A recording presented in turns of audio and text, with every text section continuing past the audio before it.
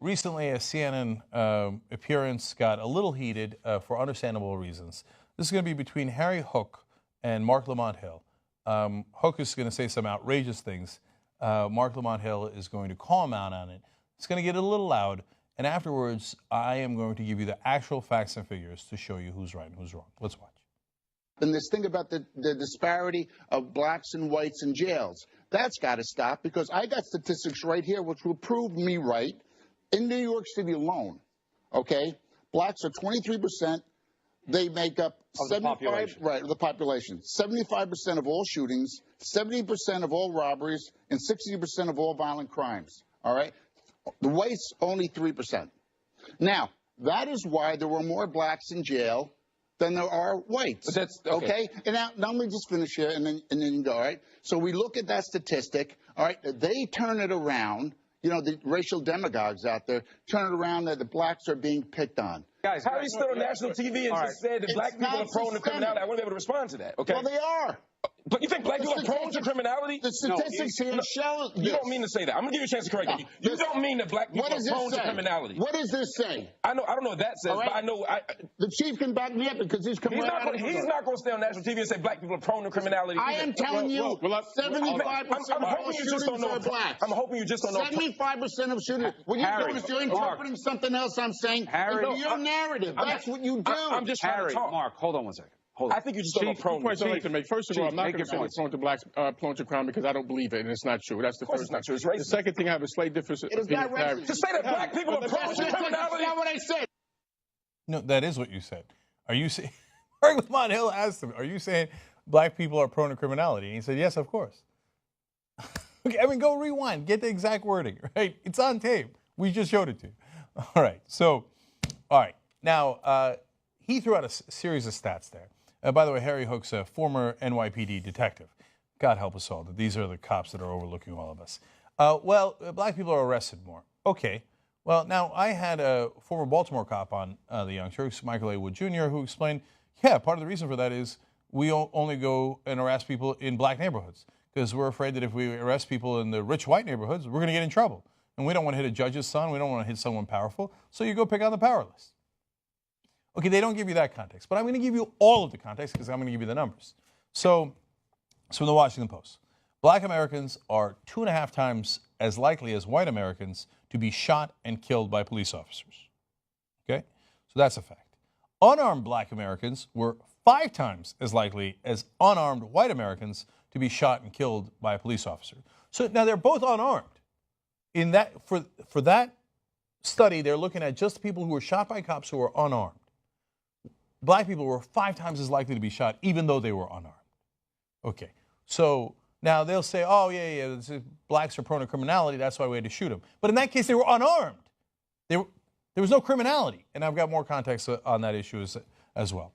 Of all the unarmed people shot and killed by police in 2015, 40% of them were black men, even though black men make up just 6% of the nation's population. Okay. According to, now, they always talk about black on black crime. Let's talk about that. According to FBI numbers from 2014, about 90% of black homicide victims were killed by other black people. The white on white murder rate that same year, homicides in which a white person was killed by another white person, was 82% of all murders of white people. Yet you almost never hear of white on white crime, and you certainly don't hear right-wingers on cable news talking about, hey man, we got to fix white culture.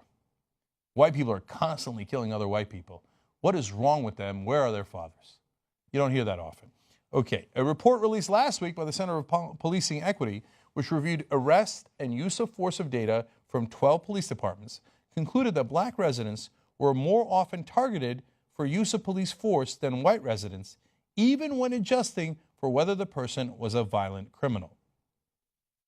So they adjust to see, wait, look, this guy's saying blacks are violent criminals. Well, they already adjusted for that. And it turns out, even in cases where whites and blacks are equivalently criminal or violent, or equivalently non-criminal and non-violent, guess who gets attacked more?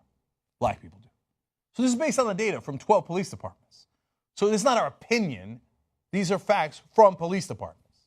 Okay. In a report covering 2015 data, this is a whole other group. These are all separate groups, all investigating it, all coming up with these answers. Campaign Zero compared violent crime rates of 50 major cities to the rate at which police officers kill people, concluding that there was no correlation. Now think about that for a second. Every once in a while they'll say, oh, look at Chicago. It's a black on black crime. And the cops, they got to protect themselves. And this guy's talking about, hey, New York, so there's so many black criminals in New York, and that's why the cops are in danger and they got to protect themselves. But it turns out that the police officers killing people is not correlated to how violent that city is and how much violent crime there is. I know that seems counterintuitive. I get it. Like, you think, well, it's a violent city, and hence the cops shoot more people. But it turns out when you look at the data, that's not true. It is not correlated to that. So some cities train a certain way and others train in another way. And it turns out if you do the wrong kind of training that is overly aggressive, you will get more people being shot, both white and black, but blacks disproportionately, not based on whether those cities have a lot of violent crime or not, but based on the police training.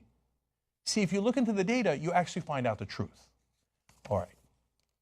Another independent analysis from the Post data, conducted by a team of criminal justice researchers, concluded that when factoring in threat level, black Americans who are fatally shot by police are, in fact, less likely to be posing an imminent, lethal threat to the officers at the moment that they are killed than white Americans fatally shot by the police.